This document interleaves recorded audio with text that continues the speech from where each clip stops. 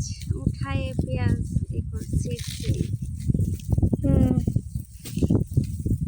এটা কাদের ক্ষেত? এটা আমাদের ক্ষেত। ভালোই তো। এরা কারা? এরা হলো আমার আব্বা যান, আমাকে হেল্প করতে আসছে, বুঝছো? ও ভালোই তো। আমার আব্বার তো অভাব নেই, ডানে আব্বা বামে আব্বা।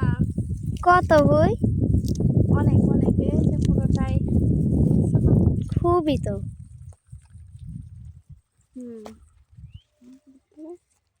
এদিক ধরো পেঁয়াজ তুলা ধরো।